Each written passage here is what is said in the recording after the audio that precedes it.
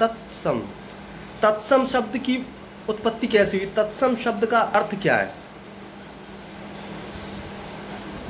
तत्सम शब्द का अर्थ है तत् धन सम।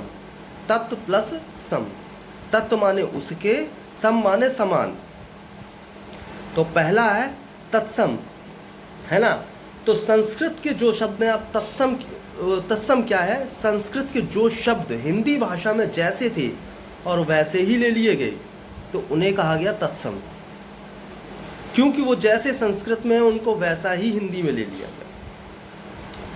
दूसरे हैं हिंदी उपसर्ग तद्भव, यानी बाद में उनका स्वरूप बदल के क्या हो गया, उनका जो बाद में स्वरूप जो बदल के हो गया, उनको बाद में जो बोलने लग गए वो तद्भव हुआ। इसे एक उदाहरण के माध्यम से बड़े ही अच्छी तरीके से समझा जा सकता है। जैसे मान लीजिए पहले ऊंट को ऊष्ट्र कहा जाता था। ऊष्ट्र संस्कृत शब्द है, आज उसको बोलचाल की भाषा में प्रयोग करते करते उसको हमने ऊंट बोलने लग गए। तो ऊंट है तद्भव और ऊष्ट्र है तत्सम। इसी तरीके से एक हम शब्द किसी और भाषा का देखिए लेके देखते हैं, हॉस्पिटल। हॉस्पिटल शब्द इंग्लिश का शब्द है, वैसा का वैसा ही लिया गया हिंदी में, लेकिन अब हिंदी में इसका रूप कैसे परिवर्तित हो गया? हॉस्पिटल अस्पताल, तो ये तद्भव है। हॉस्पिटल से अस्पताल हो गया तो अस्पताल तत्सम है और वो मूल शब्द है। इसके अलावा और भी बहुत सारे ऐसे शब्द हैं।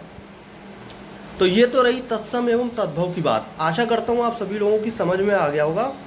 तत्सम वे शब्द हैं जो संस्कृत से जैसे के तैसे उठा के ले लिए गए हैं, और तद्भव वे शब्द हैं जिनका बाद में बोलचाल की भाषा में बोलते बोलते जो रूप था वो परिवर्तित हो गया। जैसे अग्नि, अग्नि संस्कृत का शब्द है, परंतु आज हम अग्नि नहीं कहते हैं, आज हम कहते हैं आग।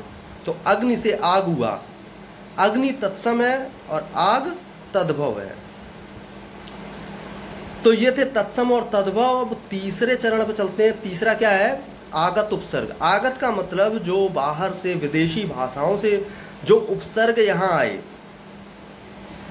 वो आगत उपसर्ग कहलाते हैं। हम कह सकते हैं विदेशी उपसर्ग, साधारण भाषा में बोल सकते हैं।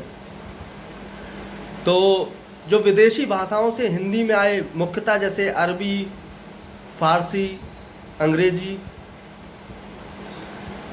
तो ये तीन प्रकार थे। उपसर्ग को तीन प्रकारों में बांटा जा सकता है। पहला है तत्सम, दूसरा है तद्भव, तीसरे है विदेशी शब्द। अब संस्कृत उपसर्ग तत्सम, ये उपसर्ग संस्कृत भाषा से अपने मूल रूप में हिंदी भाषा में आए हैं। इस तरह के कुल 22 उपसर्ग हैं। उनके कुछ मैं उदाहरण यहाँ देता हूँ। जैसे अब उपसर्ग तत्सम है, इससे क्या हुआ, इससे किस तरीके से अब उपसर्ग लग के कैसे शब्दों में परिवर्तन आता है वो मैं बताता हूँ। जैसे अवतार, अवगुण, अवशेष। तीसरा है अति। अति जो है उसके उदाहरण है अति प्लस क्रमण, अतिक्रमण। अति प्लस अंत, अत्यंत। अति प्लस आचार, अत्याचार। तो इस तरीके से ये संस्कृत के जो तत्सम कहे जाते हैं जो उपसर्ग, उनके कुछ उदाहरण थे। अब हम बात करेंगे अपने हिंदी उपसर्ग। तो हिंदी उपसर्ग के लिए मैं उदाहरण देता हूं। जैसे अ उपसर्ग है, ये हिंदी का है। इससे